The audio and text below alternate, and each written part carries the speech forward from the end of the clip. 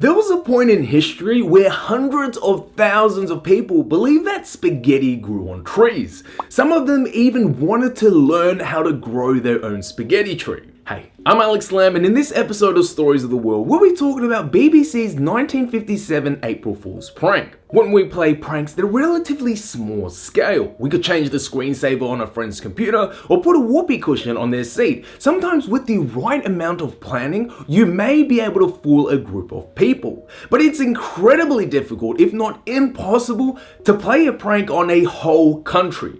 A whole country. Well, though this may seem impossible, this is what happened with BBC's April Fool's prank. So many things fell into place, allowing this enormous scale prank to happen.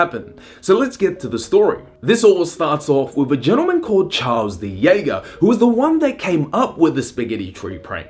De Jager was born in Vienna in 1911. While attending one of his Viennese schools, teachers would often say to the class, I quote, "Boys, you're so stupid, you believe me if I told you that spaghetti grows on trees," end quote. This seed was planted in de Jager's mind, and when he was an adult, he realized that the phrase would be hilarious if turned into a joke for April Fool's Day. He became obsessed with the idea. He went around pitching the idea to different people. They all thought it was childish and turned him down. Though through perseverance, he was finally presented an opportunity in 1957 while working for BBC's Panorama. But before we talk about Panorama, we need to talk about British television in the 1950s.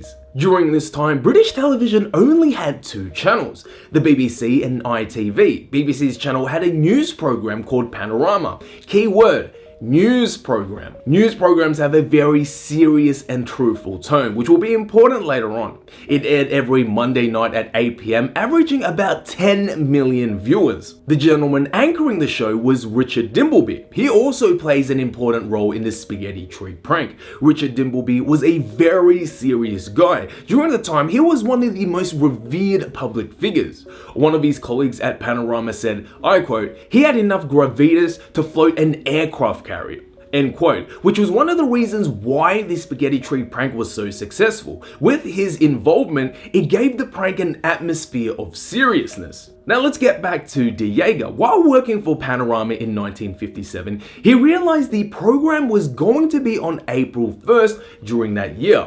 Excited about the rare opportunity, he presented the spaghetti tree idea to one of his colleagues, David Wheeler. Wheeler loved this, so then the pair of them pitched it to Michael Peacock, Panorama's editor. At first, Peacock wasn't too convinced, but de Jager pointed out that it would be relatively cheap to produce. De Jager said he was going to be on an assignment in Switzerland anyway, so he could combine the cost with the other project. Peacock was convinced and greenlit the plan. He gave them a budget of £100, which is about $2,400 in today's value. At this point, I can't even imagine how ecstatic de Jager was feeling. He's got through all the hurdles, and all that was left was to make the video segment. In March 1957, he flew to Switzerland. The first thing he had to do was find a location, which proved to be a little challenging because during the time of the year, most of the trees in Switzerland were not in blossom.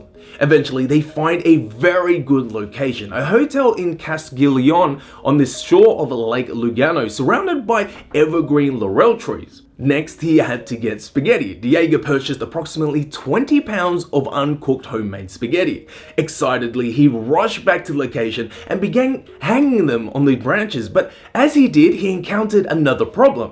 The spaghetti would dry too quickly and wouldn't hang on the branches. He tried cooking the spaghetti, but they were too slippery and just slid off the branch. At this point, de Jager wasn't sure what to do. Thankfully, he had his colleague there who suggested that placing the uncooked spaghetti between damp cloths to keep them moist until they were ready to be used.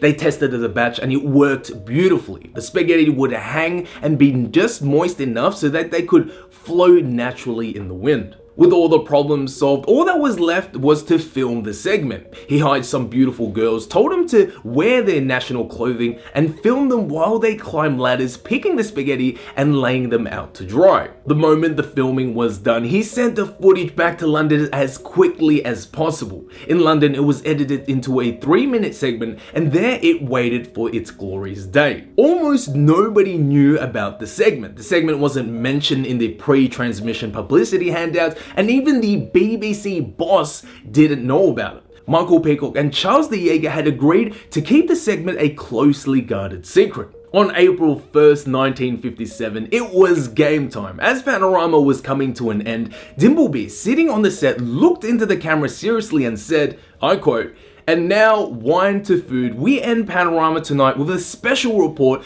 from the Swiss Alps." End quote. Now, if you guys want to watch the segment, I've put a link in the description box below. I highly recommend checking it out because it actually looks really, really legitimate. So the spaghetti tree segment plays, and when it was all over, Dimbleby reappears and says, I quote, "Now we say goodnight on this first day of April," end quote, emphasizing the final line. And my goodness, was it a huge success. As soon as the broadcast ended, the BBC phone lines were ringing non-stop. Leonard Miel witnessed everything that happened in the telephone exchange room and later wrote, I quote, "The calls came in incessantly. Some were from viewers who had enjoyed the joke, including one from Bristol who complained that spaghetti didn't grow vertically, it grew horizontally. But mainly, the calls were requests for BBC to settle family arguments. The husband knew it must be true that spaghetti grew on a bush because Richard Dimbleby had said so. And the wife knew it was made with flour and water, but neither could convince the other." End quote. Before the channel stopped airing that day, the BBC released a statement which said, I quote, "The BBC had received a mixed reaction to a spoof documentary this evening about the spaghetti crops in Switzerland. The hoax Panorama programmee, narrated by distinguished broadcaster Richard Dimbleby, featured a family from Ticino in Switzerland carrying out their annual spaghetti harvest. It showed women carefully picking strands of spaghetti from a tree and laying them in the sun to dry. But some viewers failed to see the funny side of the broadcast and criticized the BBC for airing the item on what is supposed to be a serious factual program. Others, however, were so intrigued they wanted to find out where they could purchase their very own spaghetti bush. Spaghetti is not a widely eaten food in the UK and is considered by many as an exotic delicacy. Mr. Dimbleby explained how each year the end of March is a very anxious time for spaghetti harvesters all over Europe, as severe frost can impair the flavour of the spaghetti. He also explained how each strand of spaghetti always grows on the same length thanks to the years of hard work by generations of growers. This is believed to be one of the first times the medium of television has been used to stage an April Fool's Day hoax. End quote. Even with BBC's confession, calls still kept coming in. The BBC eventually had to come up with a standard reply to everyone asking how to grow their own spaghetti tree. And it was, I quote, "Place a sprig of spaghetti in a tin of tomato sauce and hope for the best." End quote. Now, it might be obvious to us that spaghetti doesn't grow on trees, but in Britain during the 1950s, spaghetti was considered an exotic food, and not many people knew what it was, so it was very, very easy to deceive the masses. The aftermath was a little crazy. A lot of people enjoyed the prank, but a few complained. On the lighter side of the complaints, people said that BBC had violated one of the rules of April Fool's Day, that no jokes are supposed to be carried out later than noon. And on the more serious side of the complaints, they said that BBC had betrayed the trust of the audience. The headline of the Daily Telegraph the next day read, "BBC fools about with spaghetti." But overall, the responses were very positive. For example, Sir Ian Jacob, though he was fooled, he sent a congratulatory note to the Jaeger that read, I quote, "The spaghetti harvest was a splendid idea, beautifully shot and organized. This item has caused a great number of delight one way or another. Thank you very much indeed." End quote. I'd say this is one of the greatest, if not the greatest April Fool's prank in history. I mean, how do you top fooling an entire nation? It's impossible. Also, what I love about this epic prank is that it has a moral to the story. Don't believe everything you see on TV and then adapting that to modern times on the internet as well. So that brings me to the question, if you were to do an April Fool's prank bigger and better than this spaghetti tree prank, what would you do? Let me know in the comments below. So that's the story of how BBC fooled an entire nation into thinking that spaghetti grew on trees. Now, if you guys like this video, hit the like button and subscribe if you want to hear more stories. Also, if you want to have a chat with me, drop by my Twitch as I stream daily. I'm Ali Slam and this is Stories of the World. Peace. Spaghetti going on trees though. That's freaking hilarious.